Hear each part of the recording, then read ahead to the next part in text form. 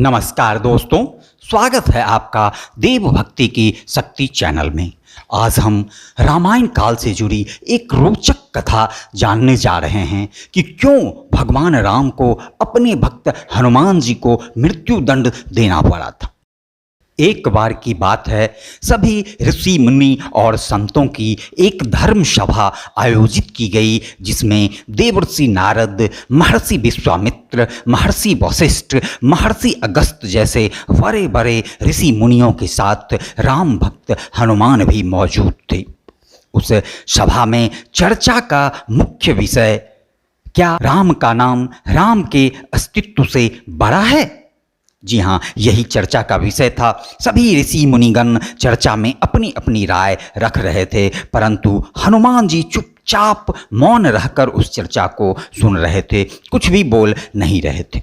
जब चर्चा में महर्षि नारद मुनि के बोलने की बारी आई तो उन्होंने कहा, नारायण नारायण, मेरे विचार से तो प्रभु श्री राम का नाम उनके अस्तित्व से बड़ा है और मैं इस बात को साबित भी कर दूंगा।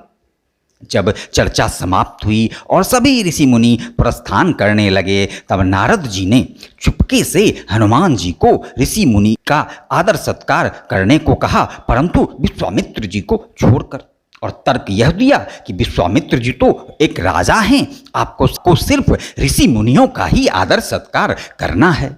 हनुमान जी ने बारी बारी से सभी ऋषि मुनियों को अभिनंदन किया, परंतु नारद मुनि के निर्देशानुसार विश्वामित्र को जानबूझकर नज़रअंदाज कर दिया। मुनि विश्वामित्र इसे अपना अपमान समझकर क्रोध से आग बबूला हो गए और प्रभु श्री राम से हनुमान जी की इस गलती के लिए मृत्यु दंड की मांग की। अब प्रभु श्री राम धर्म संकट में पड़ गए। एक तरफ उनका प्रिय भक्त हनुमान, तो दूसरी तरफ उनके गुरु महर्षि विश्वामित्र। अब गुरु के आज्ञा की अवज्ञा करना उनके लिए कतई संभव नहीं था, सो हनुमान जी को प्राण दंड देने की प्रतिज्ञा उन्होंने अपने गुरु विश्वामित्र से कर दिया। जब हनुमान जी को इस बात की जानकारी मिली तो उन्हें कुछ समझ में नहीं आया। प्रभु श्री राम के हाथों अपनी मृत्यु को अपना सौभाग्य ही माना। इसी बीच नारद मुनि ने आकर हनुमान जी को कहा कि आप किसी वृक्ष के नीचे बैठकर राम राम का जाप करते रहें।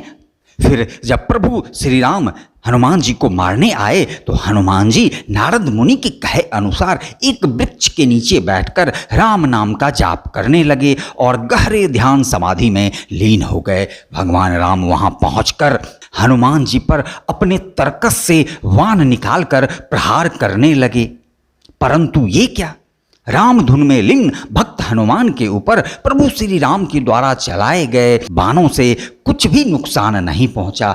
अपने बाणों को इस प्रकार निष्क्रिय देखकर प्रभु श्री राम ने एक के बाद एक कई अमोघ अस्त्र शस्त्र हनुमान जी पर चलाए, परंतु सभी बेकार। प्रभु श्री राम असमंजस में पड़ गए। आखिर उन्हें अपने गुरु को दिए वचन को तो निभाना था, सो अंत में उन्होंने सबसे अमोघ अस्त्र प्रलयंकारी ब्रह्मास्त्र का प्रयोग कर दिया, परंतु राम नाम का जाप करते हनुमान जी पर इस ब्रह्मास्त्र का भी कोई असर नहीं हुआ।